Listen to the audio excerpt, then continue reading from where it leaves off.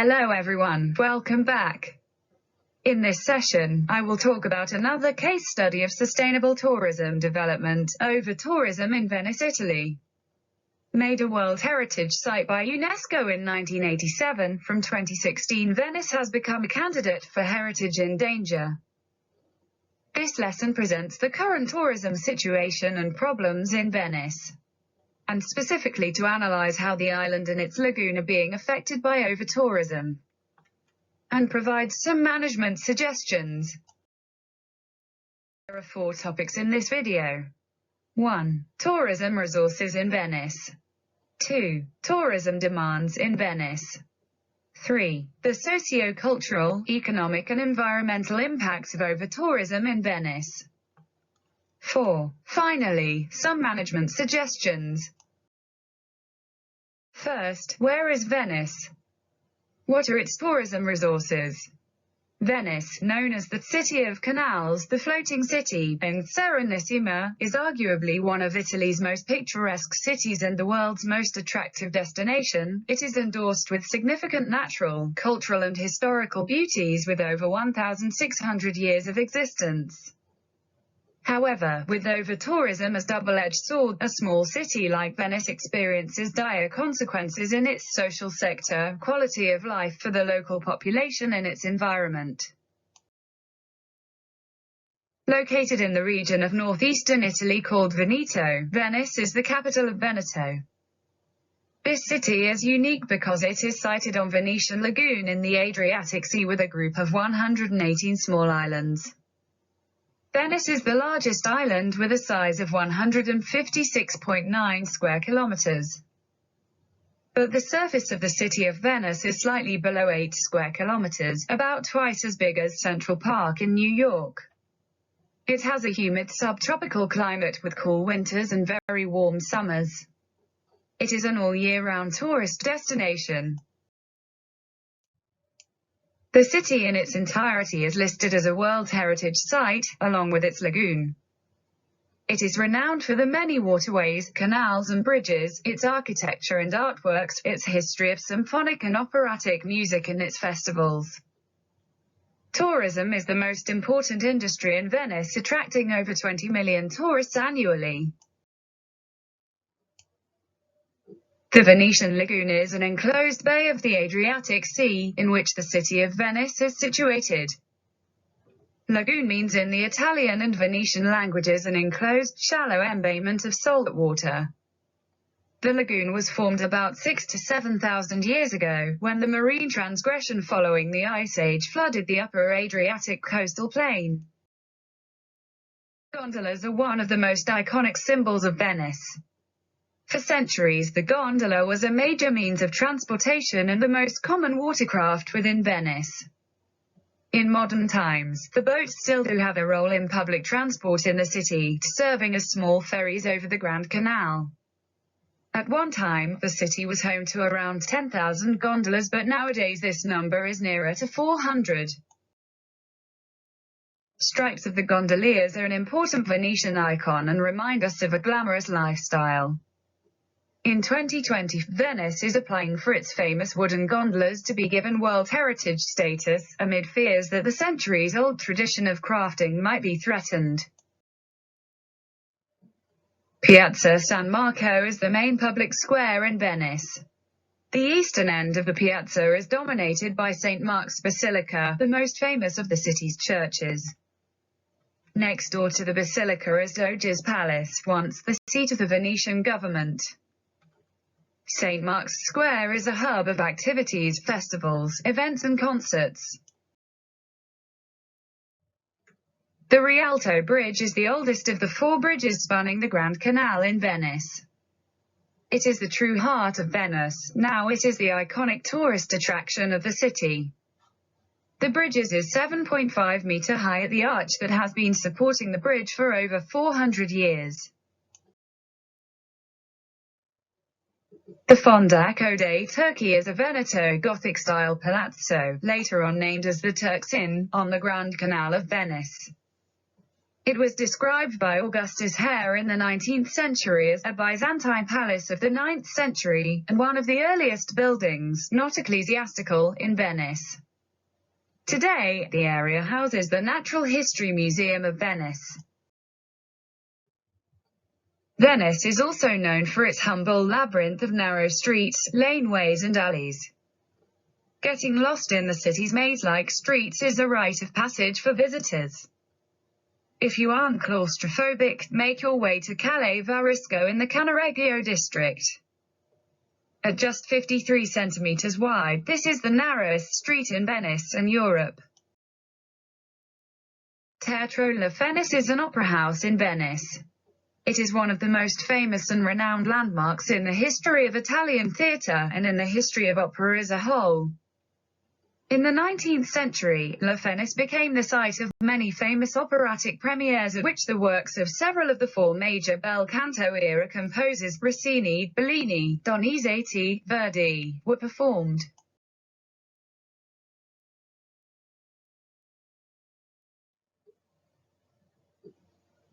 One of the things Venice is famous for is its carnival celebrations, which takes place about 3 weeks before Ash Wednesday and Lent. Masks are an emblem of the Venetian carnival.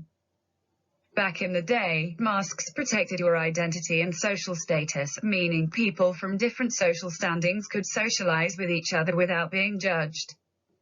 There are around 10 different types of Venetian masks, but the most common are the Arancino, Bauta, Colombina, Gnaga, and Pantalone.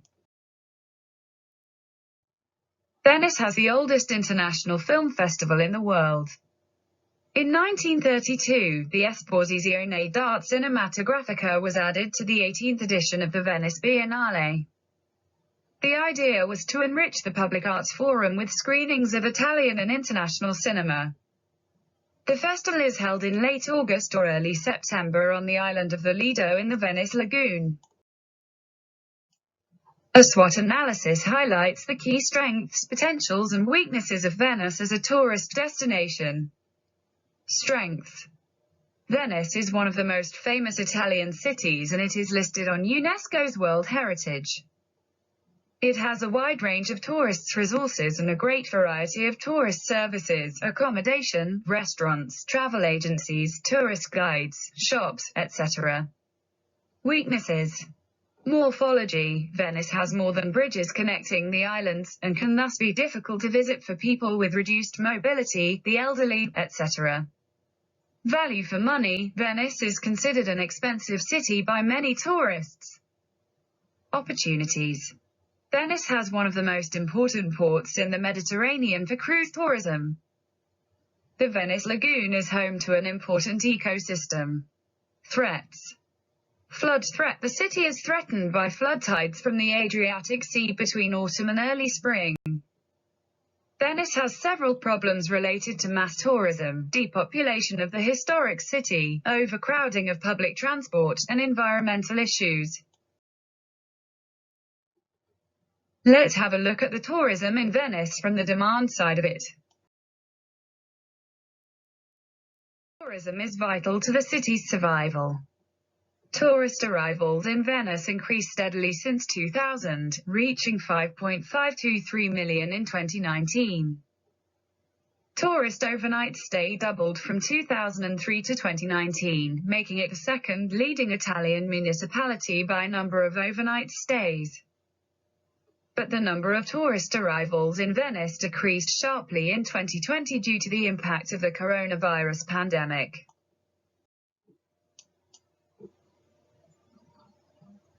Those who visit Venice tend to be 86% international tourists from US, France, UK, Germany, Japan, and emerging markets including China, Brazil, and Russia.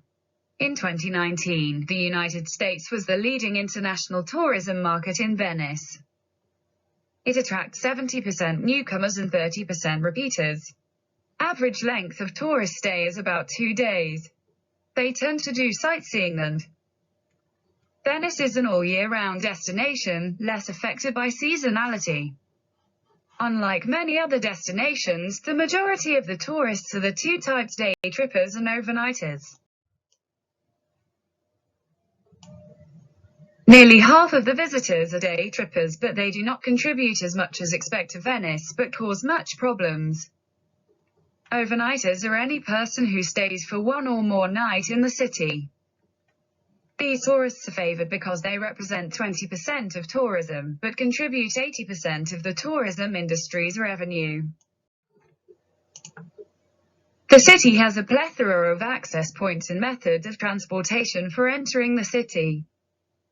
These 5 main ways to travel into Venice are cars, trains, buses, planes, and cruise ships. There are 1 airport and 2 train stations that connect to Venice. Buses and cars are the most heavily used, with 16,880 passengers in 2007, and are composed of mostly day trippers. Next, the airport, followed by trains. Finally, cruise ships bring in 6,400 passengers, which are almost all day trippers. Currently, the port of Venice is the 2nd most commonly used cruise port in Italy, and the 4th in Europe.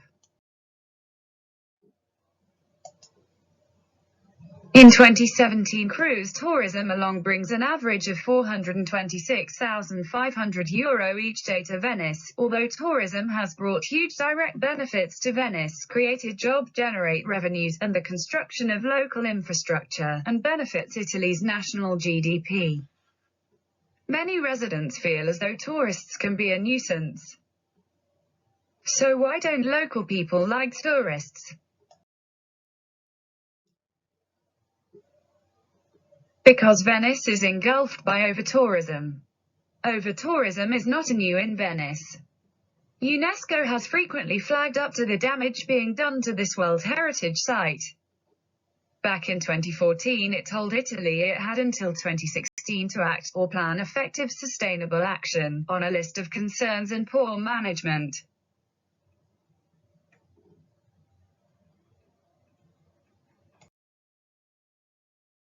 So what is exactly over-tourism?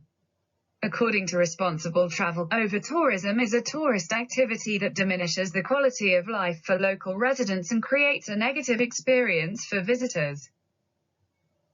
It occurs when too many travelers visit a single destination at the same time. Venice suffers from severe over-tourism like many of its counterparts in Europe. Over-tourism is not just a big city issue. It has been documented in wilderness areas and national parks, and in places such as the Isle of Skye in Scotland and Machu Picchu. 105 destinations in the world are in a state of over-tourism, referring to when narrow roads become jammed with tourist vehicles, when wildlife is scared away, when tourists cannot view landmarks, when fragile environments become degraded. These are all signs of over-tourism. The reasons behind over-tourism in Venice are complex and manifold. Many of the same issues crop up in Venice as in Barcelona, Reykjavik or Dubrovnik. For decades, the travel industry focuses almost exclusively on direct and short-term economic growth, with little or no concern for the long-term impacts of it. After decades of virtually uncontrolled growth, it has crossed a threshold, creates more problems than benefits. In Venice, the arrivals of the tourists are due to the rapid growth of low-cost aviation. It is cheap to fly within Europe than to take a train. The rise of peer-to-peer home-sharing platforms via the internet such as Airbnb. The rise of day trippers. And the boom of cruise tourism. The use of cheap and polluting type of fuel allows the companies to keep costs low. Venice is historically renowned for being one of the most important Italian maritime republics, and nowadays the port of Venice still plays a crucial role for the city's tourism. Giant cruise ships are a huge contributing factor to over-tourism. The number of cruise ship arrivals increased sharply from 2000 to 2010. From 1997 to 2011, Venice's ports have seen an increase of 396.57% in the number of passengers embarking and disembarking. Annual cruise passengers in Venice reached 1.6 million in 2018. Mostly of the cruise passengers arrive in weekends, thus averagely pouring more than 30,000 additional visitors all of a sudden into the city, and even much more in peak season. Passengers often spend very little in the destinations, yet ensure that attractions and streets are crammed with people, creating an unpleasant experience for residents as well as visitors. Cruise tourists do not directly affect local cost of living or property prices, but rather other urban functions, not to mention residents' discomfort and possible expulsion for the noise and the poisonous gases released. Venice right now is like a Disneyland. If we don't find a solution, it could be a Machu Picchu, a city with the beautiful marbles, but without a real life, without citizens.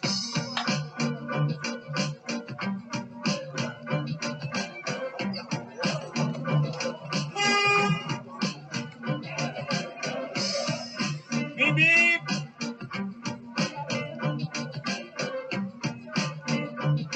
A lot of properties here are being rented out to tourists. I'm nearly 50 and I'm having to share a flat. A lot of local shops, like your butchers, your bakers, your dressmakers, all the local services have been transformed one by one into souvenir shops, tourist restaurants, fast food places. Nothing seems to be catered for us anymore.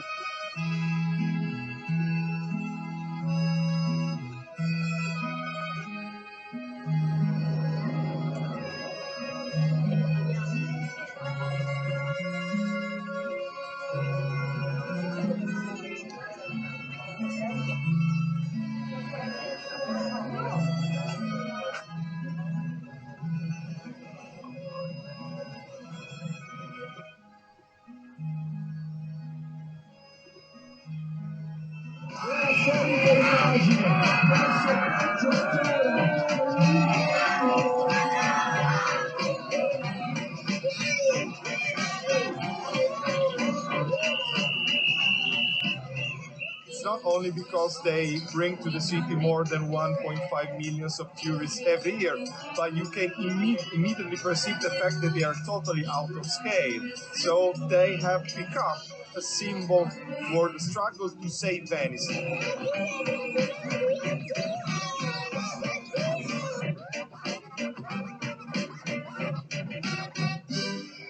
I don't think anyone in this square is probably from Venice. It's kind of a double-edged sword because they probably want the money that we bring in, having tourists here, but it's also super crowded and it's probably annoying to have so many people come in every day. One of the craziest things I've come across here is when people ask me what time Venice closes. That makes you realize that the perception of this town from an outsider is that it is a living museum, that we're just extras.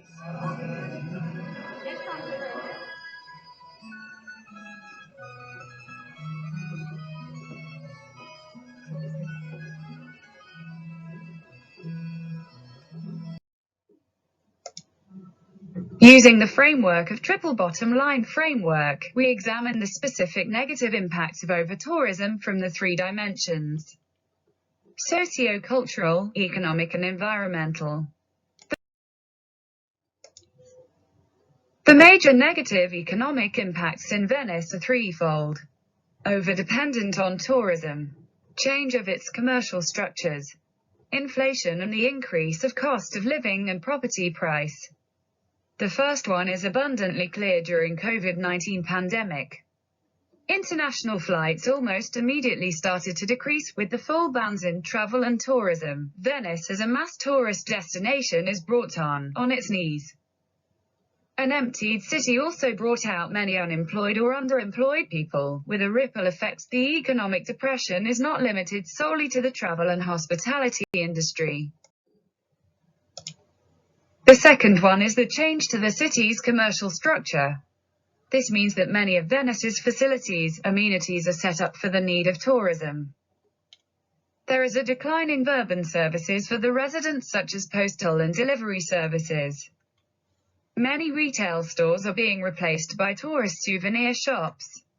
This caused the third negative impact, the impacts on the quality of life of the local people through inflation, the increase in the prices of real estates, congestion, and pollution. On the other hand, the large number of tourism jobs tend to be low-pay and causal jobs.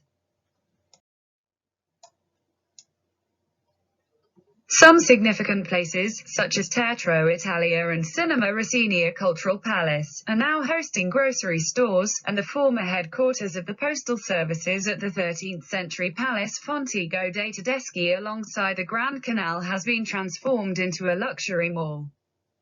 In Venice, nearly half of the beds in the city are currently dedicated to tourists.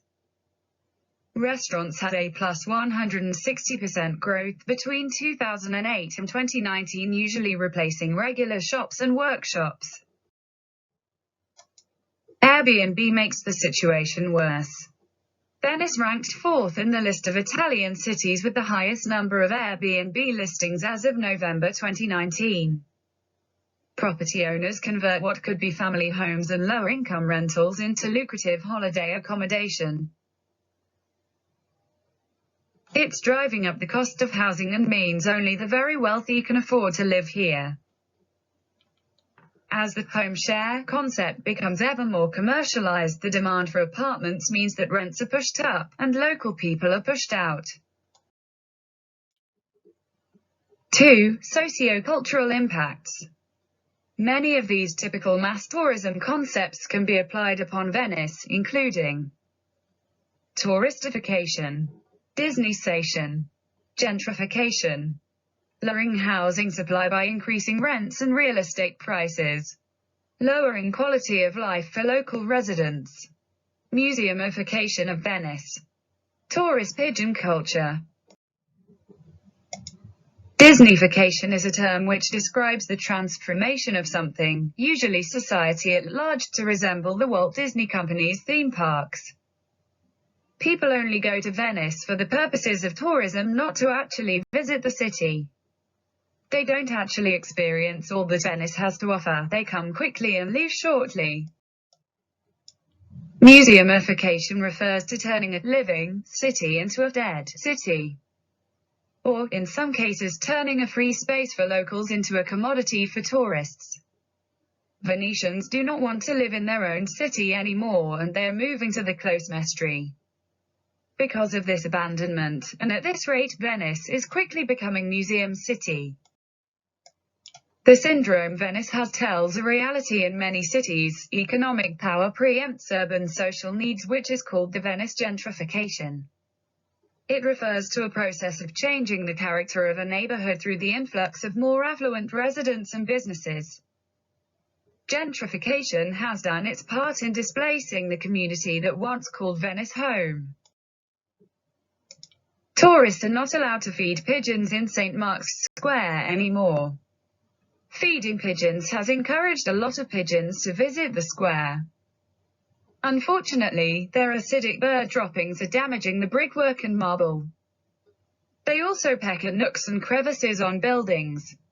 Thereby, they destroy the architectural and cultural heritage of the city. In 1951, the population of Venice was 175,000. The most recent statistic figures report 52,143 inhabitants at the end of 2019, a 21.5% decrease in 20 years. This is coupled with a 35% decrease of the population aged 20 to 34 set between 2001 and 2011. When the side effects of over-tourism become mainstream, it is often hard to reverse. Over-tourism has caused many direct conflict between the locals and tourists. Not only many negative social and economic impacts, Venice suffers from major environmental issues. One of the most severe ones is the deterioration of many of the historical buildings, sculptures and monuments. Poor restoration efforts led to further destruction. 25% of Venetian public art are in danger of degrading. Although not all these are due to tourism, climate change has also caused changes to the lagoon and the ecosystem, including more severe flooding, coastal erosion, loss of habitat and pollution. Tourism adds more press to the delicate ecosystem. The buildings don't have proper foundations and are gradually subsiding into the waters. Add to the severity of the situation are the sewage and other kinds of pollution in the lagoon, and the garbage from tourism that are blighting the canal. Wave movement is one of the largest and growing environmental problem in Venice. In a shallow basin like the lagoon, natural waves are few and small, but modern motorized watercrafts create waves of a size, depth and frequency that is highly detrimental to the city and the lagoon. Not only the cruise ships cause tides that erode the foundations of buildings, but also contribute to water and air pollution. The city is believed to be sinking at a rate of 1 to 2 millimeters each year. Furthermore, cruise ships have also had an impact on the cityscape, damaging natural beauty and causing visual pollution and noise pollution, etc. COVID-19 has led to a decrease of boat traffic in Venice's famous waterways that is shown in the images. The top image is from 2020 and the bottom one from 2019. The Grand Canal and the Giudecca Channel appear almost empty and much cleaner compared to 2019. Meanwhile, the lockdown has led to a sharp decline in air pollution across Europe as well in Venice and other cities in Italy. For analyzing the negative impact of tourism in economy and society, it is widely recognized that Venice is dying a slow death. The beautiful city deserves to be protected and conserved sustainably to avoid destroying the city. The basic principles of the protective management are: all four key players including tourists, residents, businesses, and government need to be involved and supportive to possible policy measures. Incentive and disincentive measures are used to encourage tourists as well as private businesses in taking sustainable actions. Government should focus on sustainably developing tourism resources via different approaches, such as measures to spread tourists, time-based rerouting, dynamic visitor itinerary management, financial and government regulation, diversifying the economy, developing cross-border cooperation. One key approach in managing tourism sustainably is the concept of carrying capacity, which is developed from the 1960s. The full concept of carrying capacity linked to sustainable tourism is stated as the maximum number of people who can use a site without an unacceptable alteration in the physical environment and without an unacceptable decline in the quality of experience gained by visitors. It includes 3 dimensions: socio-economic carrying capacity, physical ecological capacity, political economic capacity. According Venice Project Center's research by tracking tourism flows, it has concluded that Venice's maximum carrying capacity is 55,000 tourists per day, or 20 million per year if European safety standards are to be maintained. That means in order to be sustainable, tourism in Venice needs to drop from 77,000 to 55,000 visitors per day. All management approaches need to target toward this aim. Venice establishes a series of approaches to maintain carry capacity, targeting mainly on limiting day tripper tourists rather than overnighters, as day trippers contribute far less to the city's economy than overnighters, while also contributing more to the crowding problems that the city experiences. 5 tourism management proposals. S. Marco Pass, Venezia Libera, Pass for Venice, Venetus, and ZTL Revolution, producing a matrix that measure and restrict tourist arrivals. Another key approach is also established effectively is Venice Daily Tourist Tax and Hotel City Tax. Short-stay tourists are charged up to €10 to enter the historic areas of Venice. The fee is €2.50 to €5 per person, but at peak times it rises to €10. The tax is only levied on tourists, not on Venetian residents. There is also a city tax levied on hotel stays in the Venice area. Venice sets plan to address environmental issues by proposing new cruise terminals, limit cruise ship size, and implement waste reduction management. Since 2014, the number of cruise ships was cut by 20% and ships of more than 96,000 tons were banned from the center. If you'd like to learn more about Venice's problems and strategies, you can think about this task. Put yourself in charge of tourists coming to Venice or a mass tourism site in your country. Think of 4 rules, pieces of advice for tourists you would like to put in place which will help to manage the problems between local residents and tourists. You can call this your code of conduct for tourists visiting your destination. That's all for today. In this video, we discussed 4 topics. These are: tourism resources in Venice, tourism demands in Venice, the sociocultural, economic and environmental impacts of over-tourism in Venice, and some management suggestions. Thank you for listening. I hope you enjoy it. Don't forget to click like and subscribe to my channel for more to come. See you next time.